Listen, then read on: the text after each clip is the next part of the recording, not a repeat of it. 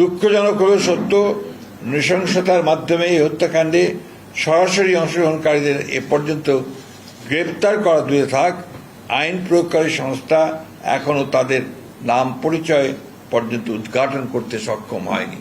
তাছাড়াও আমরা বর্তমান সরকারের কাছে এই হত্যাকাণ্ডে সরাসরি অংশ নেওয়া ব্যক্তিদের গ্রেপ্তার এবং দ্রুত বিচারের পদক্ষেপ গ্রহণের দাবি জানিয়েছি। এমন দৃঢ় দলীয় অবস্থান থাকা সত্ত্বেও একটি চিহ্নিত মহল পরিকল্পিতভাবে আমাদের দল এবং শীর্ষ নেতৃত্বের শালীনতা ও চরিত্রহরণের দুঃসাহস প্রদর্শন করছে। সার্বিক বিবেচনায় আমাদের বেশ কয়েকটি বিষয় গুরুত্বের সঙ্গে অনুধাবন করা প্রয়োজন বলে আমরা মনে করছি, কারণ বিষয়গুলো জনমনে কিছু প্রশ্নের উদ্রেক করেছে। এই হত্যাকাণ্ডের ঘটনা কোনো রাজনৈতিক স্বার্থসিদ্ধির জন্য ব্যবহার হচ্ছে কিনা এবং এর মাধ্যমে আসন্ন জাতীয় নির্বাচনের পরিবেশকে বিঘ্নিত করার জন্য বিশেষ কোনো মহলের প্ররোচনায় এই ধরনের ঘটনাকে অজুহাত হিসেবে ব্যবহার করা হচ্ছে কিনা এ নিয়ে সন্দেহ করবার যথেষ্ট অবকাশ রয়েছে।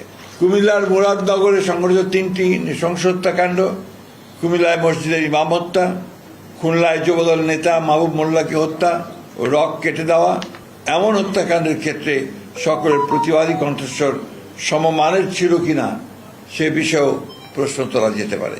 পরিকল্পিতভাবে দেশে অস্থিতিশীল পরিস্থিতি সৃষ্টির জন্য মিটফোর্ডের হত্যাকাণ্ডকে রাজনৈতিক দুর্বিসন্ধমূলকভাবে বাস্তবায়নে ব্যবহৃত হচ্ছে কিনা সে ব্যাপারে সন্দেহ করার যথেষ্ট কারণ রয়েছে। প্রকাশ্য দিবালোকে অসংখ্য মানুষের সামনে আইন প্রয়োগকারী সংস্থার নিকটবর্তী অবস্থান থাকা সত্ত্বেও এমন ঘটনার কোনো প্রতিরোধ না হওয়ায় পুরো ঘটনাটা সম্পর্কে জনমনে প্রশ্ন উদ্রেকের যথেষ্ট কারণ রয়েছে। জনসম্মুখের হত্যাকাণ্ডের প্রতিবাদ এবং প্রতিরোধ ছাড়া বিনা বাধায় ভিডিও ধারণ যুক্তিসঙ্গতভাবেই অনেক প্রশ্নের জন্ম দেয়। পুলিশের বক্তব্য থেকে জানা যায়, গ্রেপ্তারকৃতদের জিজ্ঞাসাবাদে এই ঘটনার সাথে সংশ্লিষ্টদের রাজনৈতিক পরিচয় সম্পর্কে কোনো তথ্য উদ্ঘাটিত হয়নি। মাত্র গুটি কয়েক সন্ত্রাসী দ্বারা প্রকাশ্যে এমন হত্যাকাণ্ড সংঘটিত হওয়ায় মাত্র 1 বছর আগে সংঘটিত জুলাই গণঅভ্যুত্থানের চেতনার সম্পূর্ণ বিপরীতে আইনের শাসন ধ্বংসের ষড়যন্ত্র বলেই বিবেচিত হতে পারে। সরকার পরিচালনার দায়িত্বে না থাকা সত্ত্বেও বিশেষ একটি রাজনৈতিক দল ও তার প্রধান নেতৃত্বকে দায়ী করে বিক্ষোভ মিছিল আয়োজন এবং অশ্লীল ভাষা প্রয়োগ করে রাজনৈতিক সংস্কৃতিকে আবারও সেই ফ্যাসিবাদের যুগে ফিরিয়ে নিয়ে যাচ্ছে কিনা সেটাও জনগণের সামনে প্রশ্ন হয়ে দেখা দিয়েছে।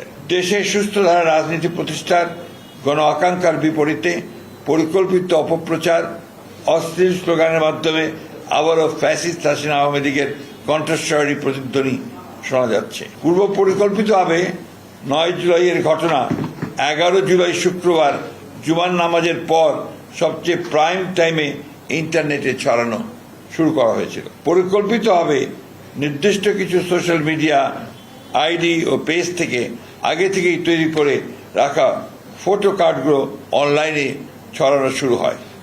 এ থেকে প্রতীয়মান হয় যে অনলাইনে ভুয়া তথ্য প্রচারের ক্যাম্পেইন শুরুর আগে থেকেই অপপ্রচার সামগ্রী তৈরি করে রাখা হয়েছিল। অপরাধীর জন্য কোনো অনুকম্পার সুযোগ নেই, তেমন পক্ষ অবলম্বনের প্রশ্ন উঠতে পারে না। শুধুমাত্র অভিযোগের ভিত্তিতে দলীয় পদ থেকে অপসারণের এমন দৃষ্টান্তমূলক পদক্ষেপকে স্বাগত না জানিয়ে পরিকল্পিতভাবে চরিত্র হনন দেশের গণতান্ত্রিক অভিযাত্রাকে প্রশ্নবিদ্ধ করে।